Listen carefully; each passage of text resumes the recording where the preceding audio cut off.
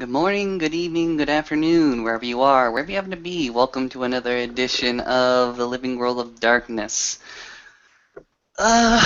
We see ourselves within a subway car traveling to and fro the different metro stations underground New York. In this particular case, we happen to be traveling along the red line just short of Grand Central Station within the Manhattan borough. Uh, we see one Jericho Ogma as he is currently departing from one train and simply waiting on the next one to transfer over, one that'll probably take him back home or probably take him back to work. It doesn't really matter at the moment. He's gotten well acquainted with these trains in the last few weeks simply because he stopped going home. He started sleeping on the trains like a hobo. Now, you might think that with all the competition with all the other hobos, this would be a problem. But a few weeks ago, there was a heavy freeze, in fact. And a lot of the homeless population did not survive for one reason or another.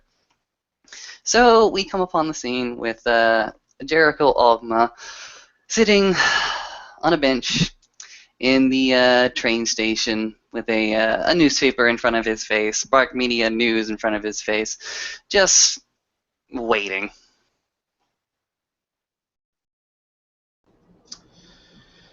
As the train comes to stop at one of its street stations, people seem to mill about, going in and out of the car, some of them exiting.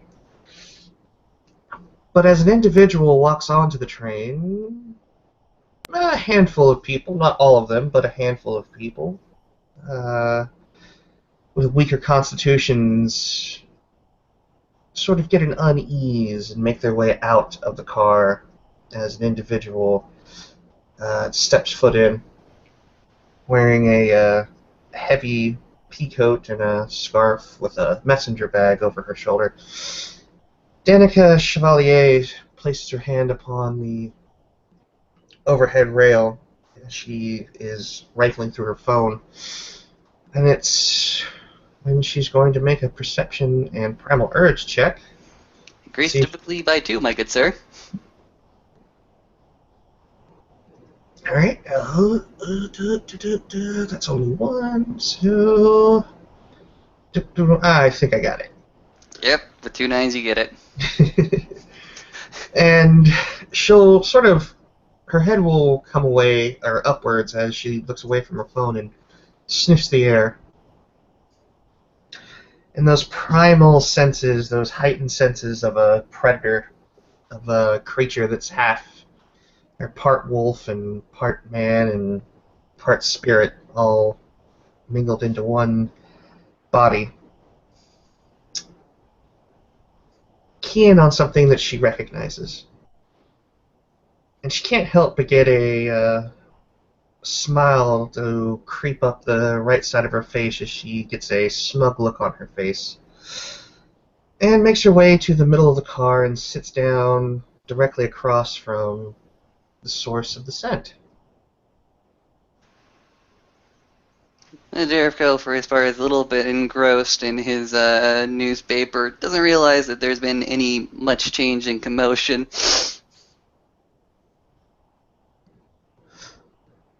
Well, you are the last person I expected to see using public transportation. Uh, Jericho's going to go ahead and pause from his article, doesn't look up, and simply says, why not? It's the most cost-efficient solution. I mean, it provides all my needs. It sucks, but what am I going to do? I don't have the money for anything else. I just kind of figure you might have been keeping your head down. Mm, looks up, looks back down, looks back up. Sort of puts his hand in his face. It was Danny, right? Yes. Looks around. Anybody with you? I don't think you'd believe me if I said no, but I'll go ahead and say it anyway.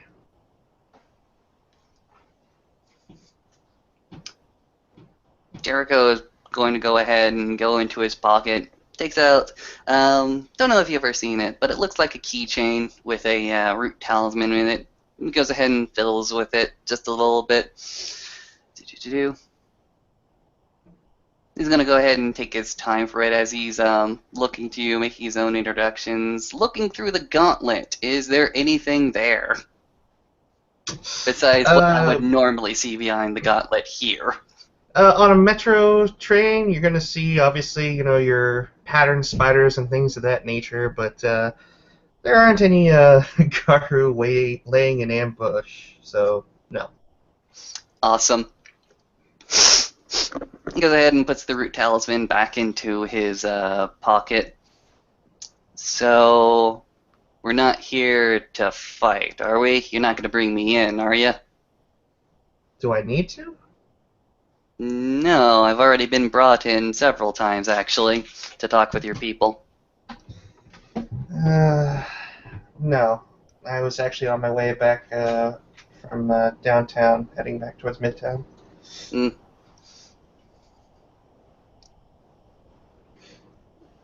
So, interesting way to meet somebody for the first time.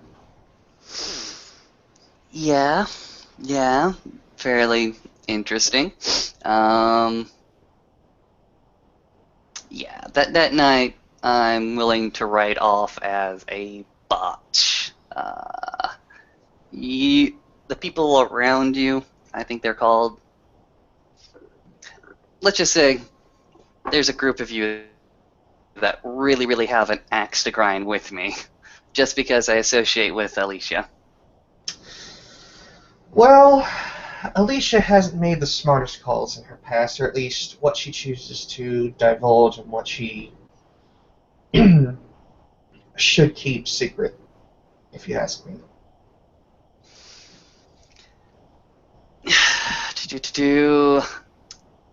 She seems to trust some people more than she ought to, but that's sort of a refreshing quality in some people. Refreshing maybe, but could end up getting her killed or those around her killed. You very nearly ended up in that category. I know, it was my own mistake. I got too drunk to control myself. Alicia referred to you as a mage. Now, I understand the popular culture connotations, but I'm interested to know what that means from the horse's mouth. Oh, so you want to know what a magi are? I want to know what I'm dealing with so I can make my own conclusions about what it is you are and what kind of threat you do or don't pose. Well, if you're worried about threat and security, I can put your mind to ease about that one. I went ahead and had a little conversation with one of your leaders, Mother L. Does that name mean anything to you? Yes. Okay. She and we came to a sort of an understanding. My working relationship with Larissa is something that she wants to see go forward, and she doesn't believe that I threaten the people, your people, I should say, or any one of your sacred places. That's all well and good. Mother Larissa is extremely well respected within our own circles. But, as I said, I came to make my own conclusions.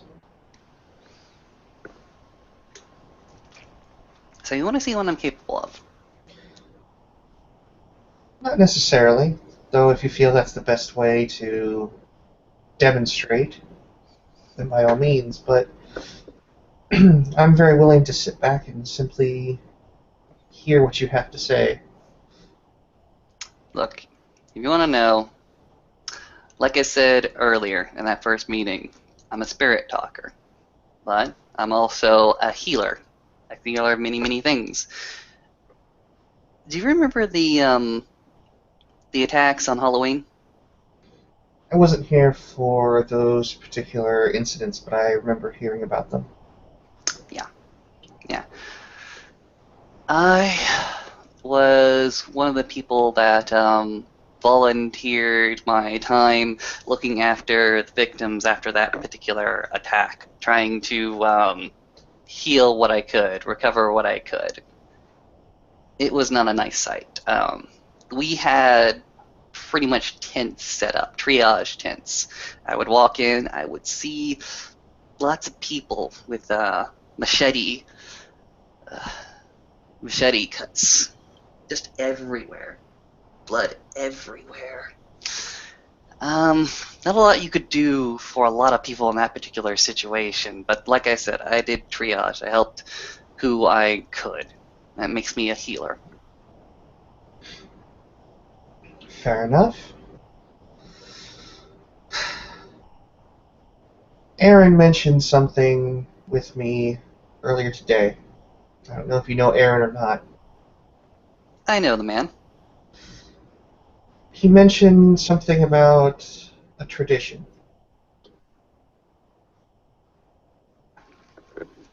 A tradition, a tradition, a tradition. What kind of tradition? An event, a holiday?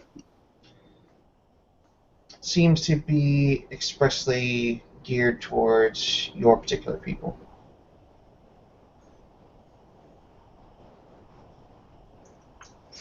Towards my particular people. Yes. Here's what I can say. Each one of us has a tradition to back them up. It helps define us. It helps guide our actions. It flavors and instructs us how we want to heal or how we want to talk to the spirits. Fair enough, and she's going to roll her intelligence and I believe empathy. Which is not great. What's your wits in subterfuge? Total of 4. That's my difficulty. Alright, so Lots of wait for successes. him to. It's the Truth of Gaia that she's activating.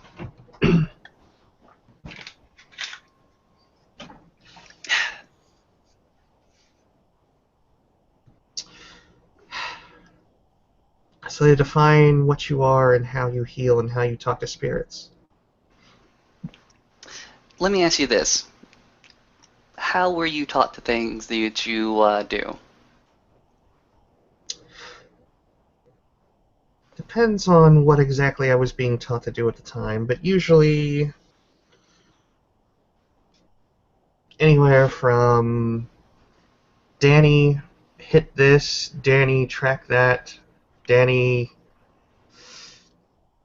try not to be seen or you're going to get smacked in the face. Okay. Did you have one mentor for all that?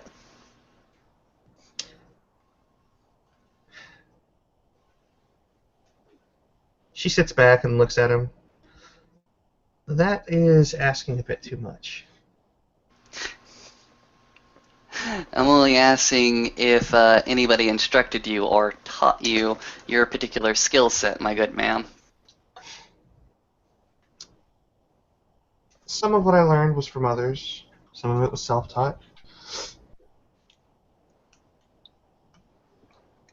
That describes myself as well. When you first get started, your eyes are closed, but they become open at one moment. When they become open at one moment, things start flooding in. There's a lot of information and a lot of the world just completely open to you. It's very, very helpful to have somebody who's a little bit more senior than you start to mentor you. This is the beginning of tradition. It's mentor, apprentice, on and on and on towards the generations. Okay. Does your tradition have a name, like the different traditions of Buddhism? Let's see, let's see, let's see. What name can I give you? Ah, damn it, it's been so long since I've actually been in contact with any of those old fucks. Um, I belong to House Aided, actually. Interesting name. They're they're a group of scryers and diviners, actually. I did not take that choice. In fact, ever since I left them, I've taken many, many different paths. One of which led me to your people, which I did not expect. Fair enough. So what do you think's going to end up happening then? Uh, with you, with me, with the people. Generally speaking, with the people. I'm not exactly an individual of action in the traditional sense. Okay. I believe the people will deal with Alicia, and she'll probably get a reprimand of sorts. But after that talk with Mother L, I think things will settle down and we'll continue to have that good working relationship that we have. Interesting. To see where it all goes. Well, to you, what's the worst case scenario? Worst case scenario, whatever secret it is that Alicia and Aaron seem to be keeping from everybody else is going to tear a huge divide between those in the sept. You say this, but who will really be rallying against that? Who will be actually forwarding that kind of split? Well, Insane people that that I got accosted by? them and more. But there's a certain. I'm from a tradition myself, so to speak. Something I'm sure that Alicia has shared with you, at least that there are different types of us. Hmm. I've seen subterfuge and capitulation and all number of tactics used to breed dissent between people, between groups of people. And when there is an absence of trust, I'd say 9 times out of 10, the entire structure collapses in on itself. Well, before everything goes ahead and collapses, we have to determine who we trust and who we can trust implicitly. Well, that's the thing. Foot soldiers have to trust those that are above them. We have to trust that they're going to make the right judgment when it comes time to make a decision. And if we don't have that, we don't fight well. We don't defend well. We don't do anything well. Everything that I can tell from you, Alicia, and Aaron is that whatever this is, it's something major. Something that they're willing to guard even in the face of alienating their peers. It's fine. It's fine if you don't trust me. I'm an outsider to your particular group. I don't really But, trust anybody. well, that's a terrible position to be in, isn't it? Well, I've seen the way this world works, and everybody manipulates everybody. I prefer to think of it as those who I tolerate more than anything else. Let me give you an example. when I first got into the city, I had a mentor. At least I thought I had a mentor. He was the senior in the group, and he made really rash decisions over and over and over again, to the point where we almost did not get out of this particular operation. Everything was going absolutely foobar. They were barreling down the hallway with guns loaded. We had nothing to defend ourselves.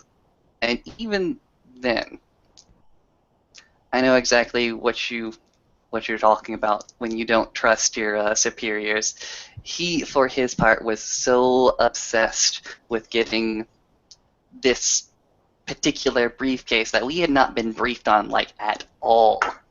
He was being selfish, absolutely petty, endangered us, endangered the operation, and after that I sort of just quit him.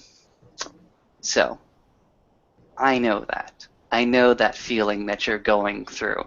You want to trust. You want the hierarchy to work. But you see things that just sort of kick you off again and again and again. Let me tell you this much. That is not what's going on. There's no amount of selfishness or greed going on.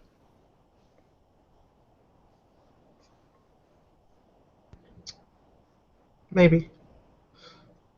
Still. And she sits up a bit more straight. I'm watching two groups of people at each other's throats. And my position in our society is something of a mediator, a judge even. I think that's why some of them deferred to me when it came down to dealing with you. Yep. Sitting from where I'm sitting, trying to stay impartial, I don't like what I'm seeing. I see rash and irrational people on one side, and I see people on the other who think that they know better, that somehow what they're doing might benefit everybody. But I haven't seen it any benefit anyone yet. All I've seen is it cause trouble. Go talk to Mother L. She knows what's going on. I can say that over and over again, and you probably will, only after talking to a great many number of people before actually getting what kind of truth that you can from Mother L, whatever she's willing to dispense out. The only thing I can say is, it prevents your people and my people from coming into any more conflict. As far as I understand it, you guys have your own little territory, your own little sacred places that you want to defend, that you want to keep whole, that you want to keep untainted by external forces, and we pretty much want the same thing. We don't want to mess with what you have right now. Go on. I feel like there's a but in there somewhere. There is no but. That is a statement. Statement's true? The statement being that whatever is going on should avoid conflict between the Mage and the werewolf. Yeah. And that is indeed the truth.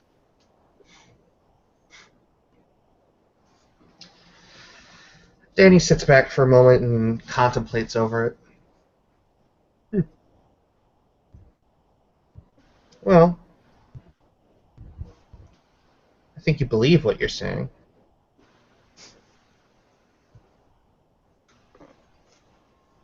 But how true it actually rings in practice as opposed to planning, we'll have to see. I can only tell you what I can tell you. I know, that seems to be the going theme But all that being said,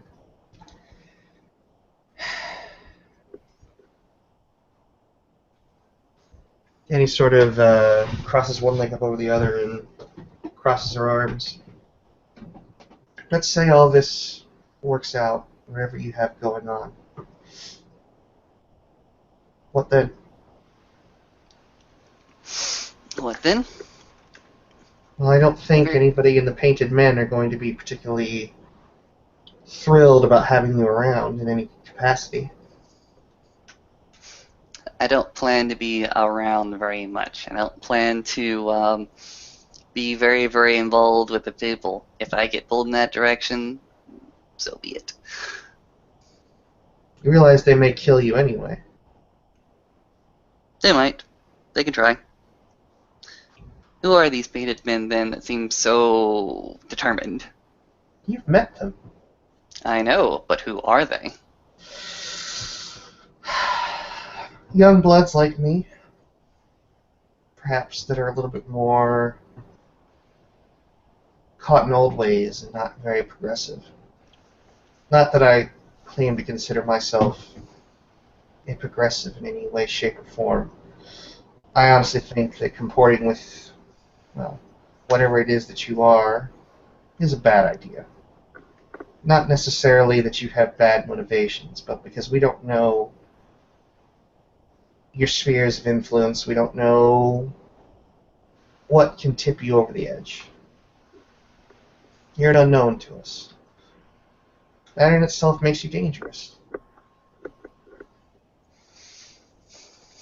Of course it does. Of course it does. People fear and are angry at the unknown. Tale as old as time. I wouldn't say angry per se. I don't think I've ever come across to you as someone who's angry. Blink, blink, blink. And why are we alone talking in the subway car? Happy accident? Smile.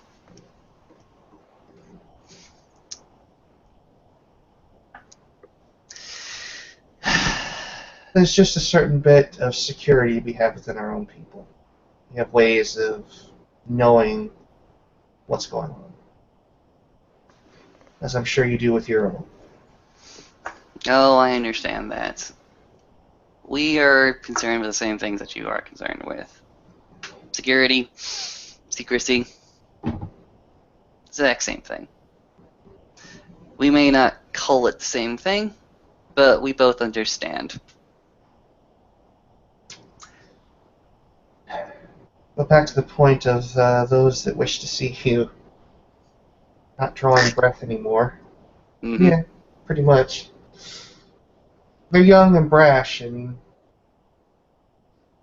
I'm no older than they are, but I can see the writing on the wall. Maybe they want to make a name for themselves, or maybe they're just so completely caught up in, well, the fact that Alicia was the name that you dropped didn't bode well for you. If you hadn't said her name, Oh, you go back. Because I remember that quite differently. I didn't even give that name. That was a name that was spouted off by the one that looked like she was on the rose. Millie. out of character, I thought you had name dropped Alicia. Oh, out of character, everybody else does as well. Alright, then we're just going to go with that and say that's what Danny thought too. Yep. That'll work for me. Continue, please. Like I said, I wasn't the one to drop any names. I gave my name when you asked for it. If somebody associates that with one of your people, so be it. Well, a lot of things did happen that night.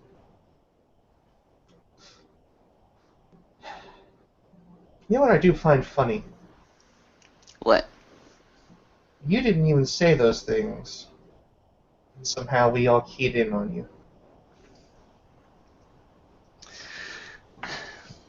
I don't Well, even know where Esteban is, to be honest.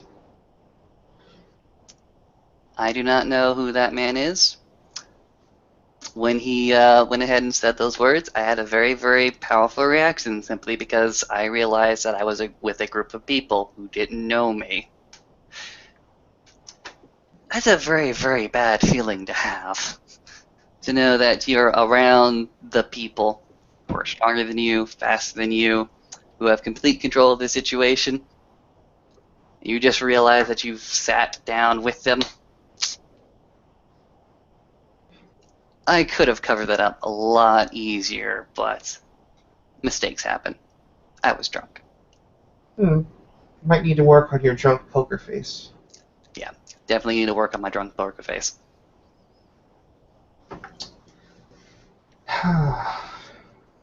Well, at this point, I still don't see you as a active participant in anything going on against us, our home. So you've got that going for you. Mm-hmm. The word of a judge can definitely help quite a bit.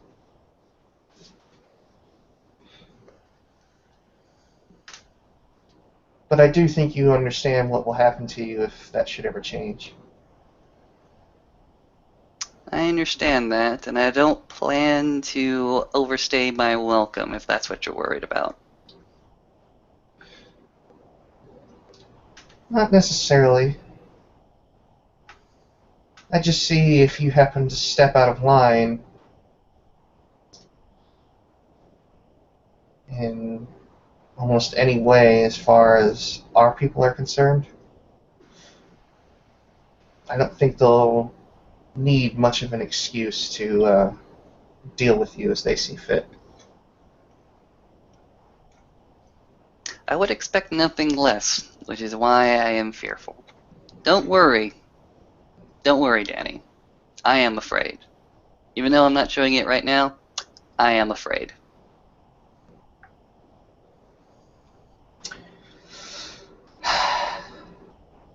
I would actually respect you quite a bit less if you weren't.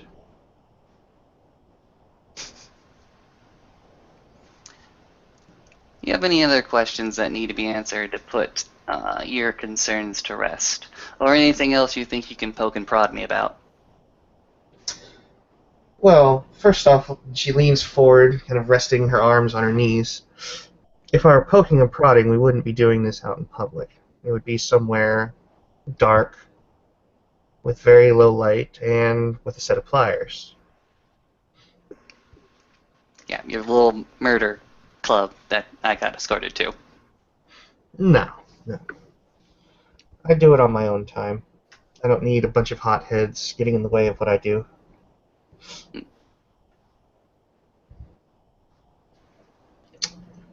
I guess I do have one question. What do you think of Alicia? And be completely open about it. I take it to offense if you were to try and sugarcoat anything.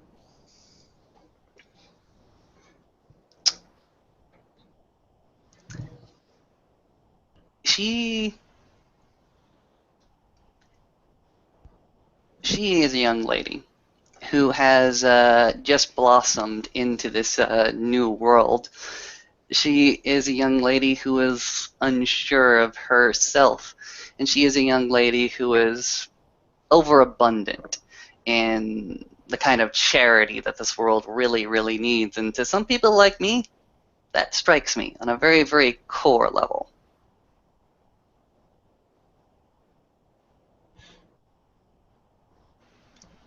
You can say Interesting. that I admire her. Fair enough. I suppose I'll get it out of the way with. Do you have designs in her? I think that's something between me and her. Maybe. That's Let me definitely ask you. true. Let me ask you this question then. I don't understand your people as much as many people think I do. But if this was just a very, very mutually beneficial working relationship, you would have no other questions, right? But I have a feeling that if it was more than just a working relationship, you'd be more interested and much more willing to poke and prod with pliers in a back alley. See, that's where you might be wrong about me.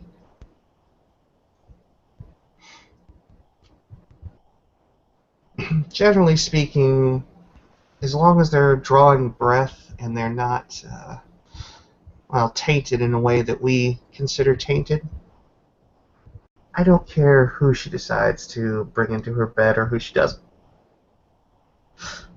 But,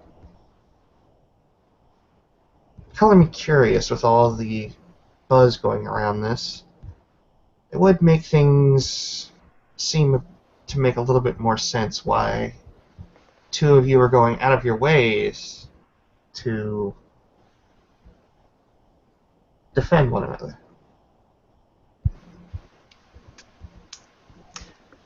At this moment, the lights at the far end of the tunnel are starting to actually become brighter and brighter as the next station approaches. It's about a minute away, and for that minute, at least if Danica does nothing else, Jericho remains silent.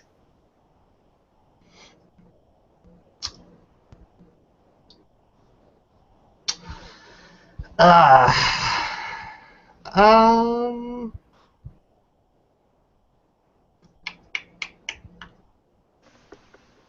Oh, I'm thinking. Hang on, out of character. I'm thinking. okay.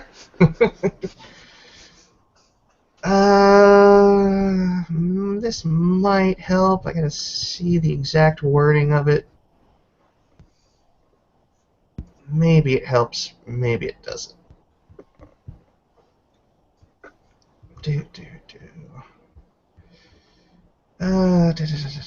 Persuasion. Lower success limits difficulty of all social rules for the rest of the scene. Mm-hmm. Cowardly, strong, impact. Alright. Danny is going to roll her charisma and subterfuge, which I hope is a good dice pool. Eh. It's not bad. Difficulty is 7, so I'm going to spend a willpower point on it. So that's plenty of success needed to make it work. So her social difficulties are lowered. Just need the one success, I got it? Yeah, it's just you can score 10 successes on it. You still only get one minus on the dice. Thumbs up. Yeah, it's not quite as broken as everybody always makes it out to be. So then, after that, she's going to roll...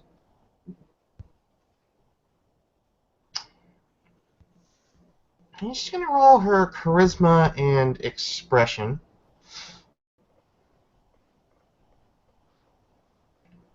And I'll roll a willpower point on that as well. That's 1, 2, 3 successes on a charisma. She basically just kind of looks at him as they start to get to the next station. You can be a bit more forthcoming with that, Jericho. Of all the people that are currently gunning for Danica, I'm not one that's looking to destroy her. I'm simply out to make sure she's not doing anything that's going to harm us. And if there is an attachment there, at least I can justify some of the things that she might be doing or might not, and not see her as a outright traitor. With that, Jericho will simply go ahead and smile. The train will come to the shop. Your words are starting to affect him. That you can see him start to break down a little bit. The smile is not as genuine as you would like. But when the train actually stops, he goes ahead and stands up, offers his hand to you. She'll take it. The name is Jack, and Alicia is a sweet girl. Starts to walk off. I'm gonna roll a quick perception empathy on that one, just to see if there's any Oh yeah, mannerisms behind that. Oh yeah, please do, please do. Inclusively by 2. Arcane. You son of a bitch! I know. Man, all my dice rolls are 5. It'll be fine. You'll get this. I did. 2 successes. Awesome. Okay. When he says that Alicia is a sweet girl and he shakes your hand, you notice that his heartbeat is absolutely racing. She holds on to the handshake for just a second and sort of offers a sly smile back. Fair enough, Jack. Watch your back out there. It's a dangerous city. You do as well, Danny. And he'll go ahead and walk off the rest of his day. Danny, for her part, will continue to take the subway back towards Midtown. And I think there we can end our scene.